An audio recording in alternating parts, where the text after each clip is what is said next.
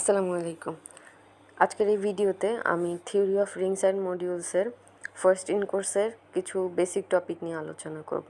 তো first in কোর্সের syllabus হিসেবে আমাদের কোর্স কন্টেন্টের 1, 2, 3 এই 3টা টপিক দেওয়া আছে, যার মধ্যে 1 নাম্বার টপিক থেকে শুধু ইউনিক ফ্যাক্টরাইজেশন ডোমেইনটা আছে, 2 নাম্বারে ring of fractions, ring with Ore condition and related theorems, আর রিংস অফ পলিনোমিয়ালসটা আছে। আর 3 নাম্বারটা হচ্ছে field theory, irreducible polynomial, Eisenstein criterion, algebraic extension আর ফাইনাইট ফিল্ড। এই টপিকগুলো আছে। স্প্লিটিং ফিল্ডটা ম্যাম বাদ দিয়েছেন। আচ্ছা, আর চ্যাপ্টার ওয়াইজ যদি বলি বইয়ের, তাহলে আমাদের প্রথম চ্যাপ্টারটা কন্টেন করে হচ্ছে বইয়ের 11, 2 নাম্বারটা হচ্ছে 12, আর এই 3 নাম্বার টপিকটা হচ্ছে 15 আর 16 নাম্বার চ্যাপ্টার হচ্ছে। এই টপিকগুলা পাওয়া যাবে চ্যাপ্টারগুলোতে।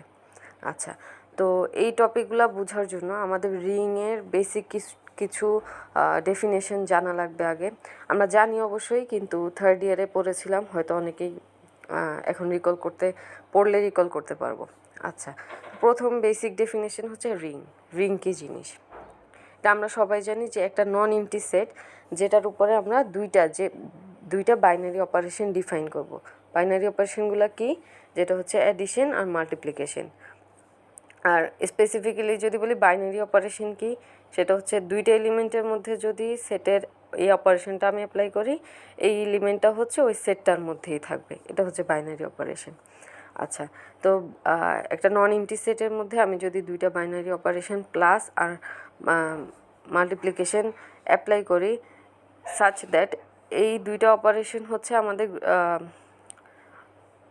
আচ্ছা, এই সেটটা আর অ্যাডিশন মিলে হবে একটা অ্যাডিটিভ অ্যাবিলিয়ান গ্রুপ, আর এই সেটটার সাথে মাল্টিপ্লিকেশন মিলে হবে একটা মাল্টিপ্লিকেটিভ সেমি গ্রুপ, আর মাল্টিপ্লিকেশনটা হবে distributive over addition and scalar multiplication. এই জিনিসটা ফলো করবে। এই 3টা ক্রাইটেরিয়া যদি ফলো করে, দ্যাট ইজ প্লাসের আন্ডারে অ্যাবিলিয়ান গ্রুপ, আর মাল্টিপ্লিকেশনের আন্ডারে সেমি গ্রুপ, আর মাল্টিপ্লিকেশনটা যদি ডিস্ট্রিবিউটিভ ওভার অ্যাডিশন হয়, সেক্ষেত্রে এই সেটটাকে এই দুইটা বাইনারি অপারেশনের আন্ডারে আমরা একটা রিং বলবো।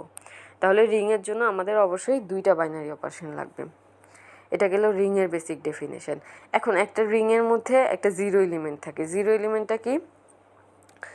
The identity of additive abelian group. Additive abelian গ্রুপের যে আইডেন্টিটি এলিমেন্টটা, ওইটাকেই নর্মালি আমরা জিরো এলিমেন্ট বলি। জিরো এলিমেন্টটা হচ্ছে এমন যে রিংয়ের কোনো একটা এলিমেন্টের সাথে যদি আমি জিরো এলিমেন্টটার বাইনারি অপারেশন অ্যাপ্লাই করি, তাহলে আমার আবার আগের এলিমেন্টটাই ফেরত দিবে। আর অ্যাডিটিভ ইনভার্স কি?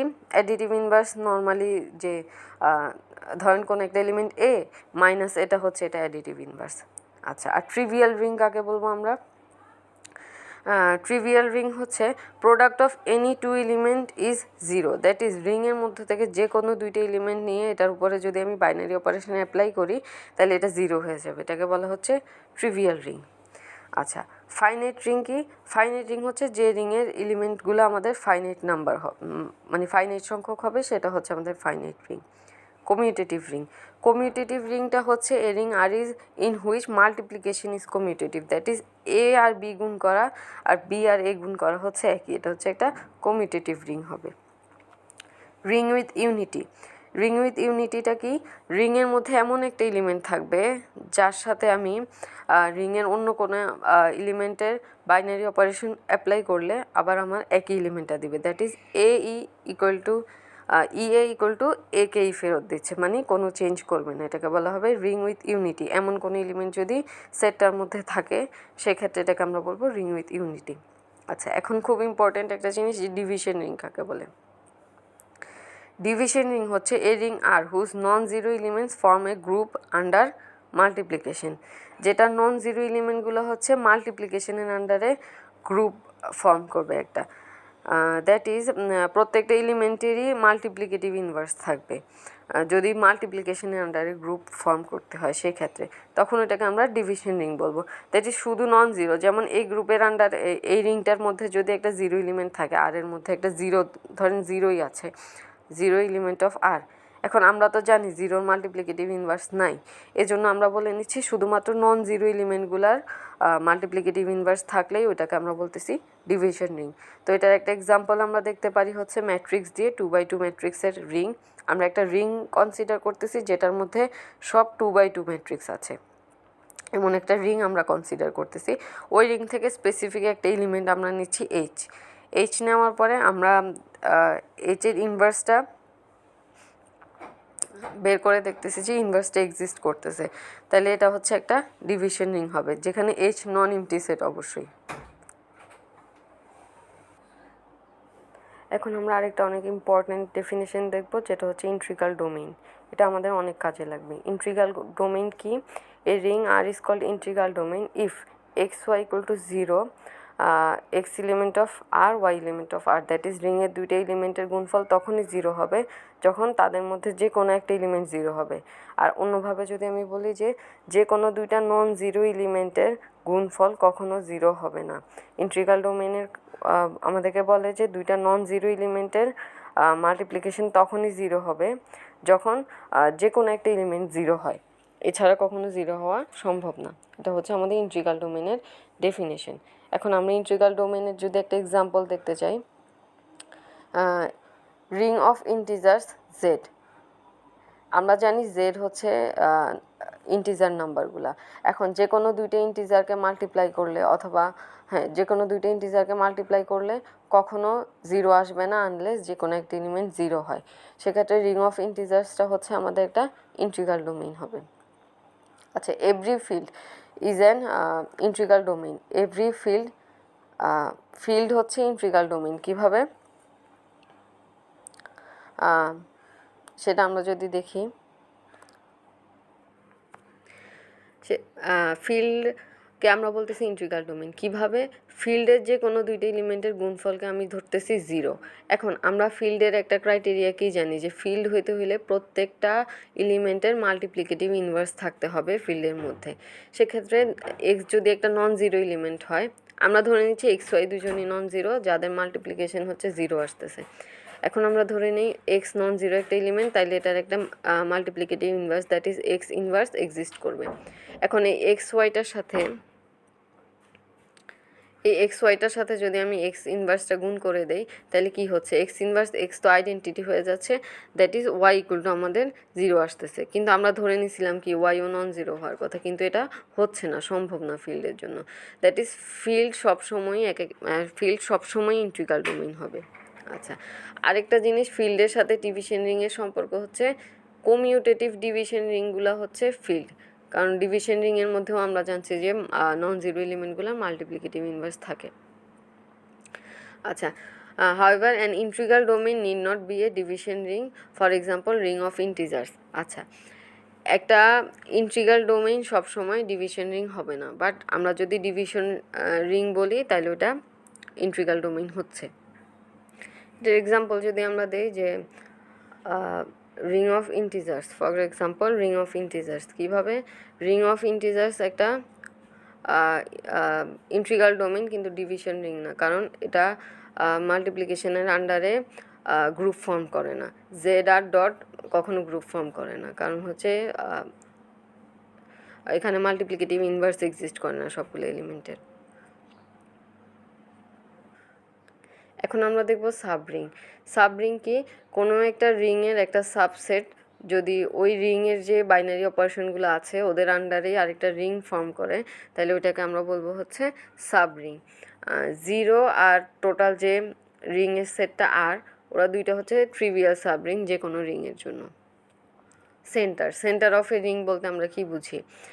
আর be a ring then the set Z of R, R এর প্রত্যেকটা element a element of R such that x a equal to a x, that is এমন একটা এলিমেন্ট যেটা রিংয়ের সবগুলো এলিমেন্টের সাথে কমিউট করতেছে, ওইটাকে আমরা বলবো centre of the ring. That is রিংয়ের প্রত্যেকটা এলিমেন্টের রাইট সাইড অথবা লেফট সাইড যে কোনো দিকে আমরা যদি এটাকে গুণ করি তাহলে ওটা সমান হচ্ছে, দ্যাট ইজ কমিউট করতেছে, সেই এলিমেন্টটাকে আমরা বলবো বা সেই এলিমেন্টগুলোর সেটটাকে আমরা বলবো centre of a ring. Characteristic of a ring. Characteristic of a ring বলতে কি বোঝানো হয়, if there exist a positive integer N such that N A equal to 0। এটা কি বোঝায় যে রিংয়ের কোনো একটা এলিমেন্টের উপরে আমি যদি কোনো একটা binary operation N Times apply করি, ওটা যদি 0 দেয়, সেক্ষেত্রে ওই এনটাকে আমরা বলবো ক্যারেক্টারিস্টিক অফ আর। আর যদি এরকম কোনো পজিটিভ ইন্টিজার এক্সিস্ট না করে, সেক্ষেত্রে ওইটাকে আমরা বলবো, ওই রিংটার হচ্ছে ক্যারেক্টারিস্টিক 0 বলবো। আচ্ছা, এই ক্যারেক্টারিস্টিকটা হচ্ছে আমরা মডিউল জেড মডিউলো এন বা জেড মডিউল 2 এরকম রিংয়ের ক্ষেত্রে দেখতে পারি যে 1 আর 2 কোনো একটা এলিমেন্টকে যোগ করলে যত মডিউল অততে গেলেই কিন্তু ওই অ্যাডিশনটা 0 হয়ে যায়। যেমন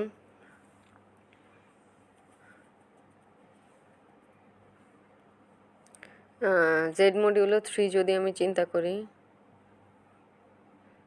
এই রিং এই সেটটার মধ্যে যদি এলিমেন্ট কী কী আছে, 0 1 2, তো এরা তো এক একটা ইকুইভ্যালেন্স ক্লাস হিসেবে আছে। এখন কোনো একটা এলিমেন্ট নিয়ে ওটা যোগফল 3 হইলেই কিন্তু ওইটার উপরে অ্যাডিশন আমাদেরকে আবার কি দিবে, 0 দিবে, অ্যাডিটিভ আইডেন্টিটিটা ব্যাক দিবে। আচ্ছা, এরপর আমরা দেখি the characteristic of N integral domain is either 0 or prime. এটা একটা ইম্পর্টেন্ট থিওরাম, এটা একটু দেখবো আমরা। Characteristic of N integral domain is either 0 অথবা প্রাইম নাম্বার। এটা কিভাবে, প্রথমে আমরা একটু আগেই দেখে আসছি যে ইন্টিগ্রাল ডোমেইন কি, যে কোনো দুইটা নন জিরো এলিমেন্টের গুণফল কখনো 0 হবে না। আমরা ধরে নিচ্ছি যে n not equal to 0 be the characteristic of our integral domain. Let if E is the identity of f, then NE equal to 0.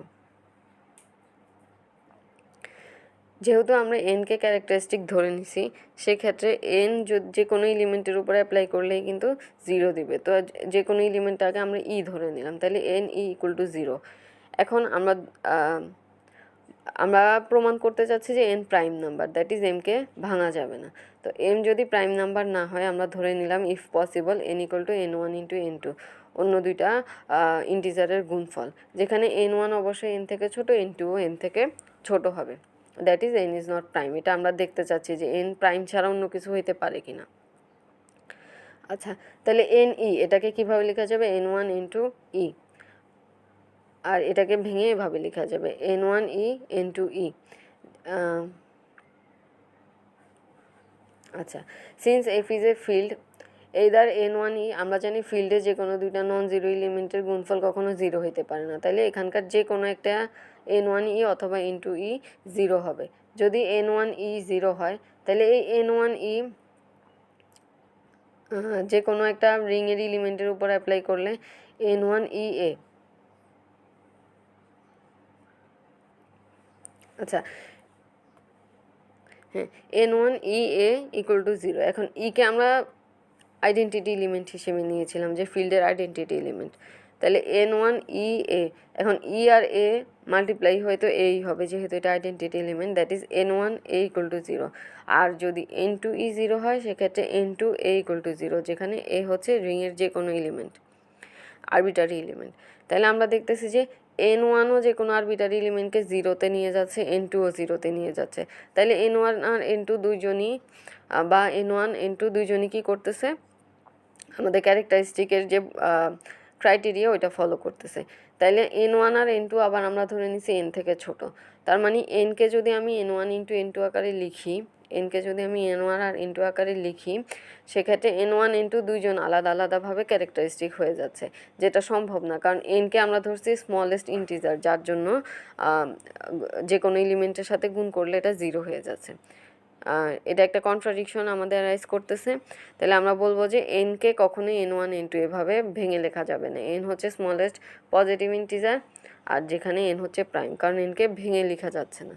ভেঙে লিখলে ওই যে ছোট দুইটা নাম ইন্টিজার পাচ্ছি, ওই দুইটা ইন্টিজার আবার ক্যারেক্টারিস্টিক হয়ে যাচ্ছে। আচ্ছা, এখন আমরা আর তিনটা ডেফিনেশন দেখবো। একটা হচ্ছে নীলপোটেন্ট, আইডেম্পোটেন্ট আর আইডিয়ালস।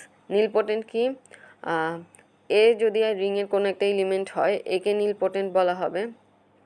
যদি এর উপরে যে কোনো একটা positive integer a to the power n, that is a K n time binary অপারেশনের আন্ডারে রাখা হয়, সেক্ষেত্রে সেটা 0 দিবে। তাহলে একে বলা হবে নীলপটেন্ট এলিমেন্ট। 0 ইজ অলওয়েজ নীলপটেন্ট, কারণ 0কে যতবারে বাইনারি অপারেশনের আন্ডারে নেওয়া হোক 0ই দিবে। আচ্ছা, কোনো ইন্টিগ্রাল ডোমেনের has no non zero nilpotent element, কারণ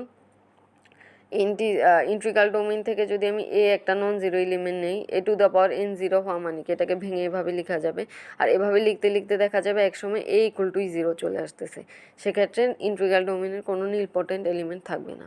আর আইডেমপটেন্ট কি, E equal to A square বা এ ইকুয়াল টু এ স্কোয়ার, মানে কোনো একটা এলিমেন্ট আর সেটাকে দুইবার অ্যাপ্লাই করার পরে একই জিনিস ব্যাক করে, এটাকে বলা হচ্ছে আইডেমপটেন্ট এলিমেন্ট।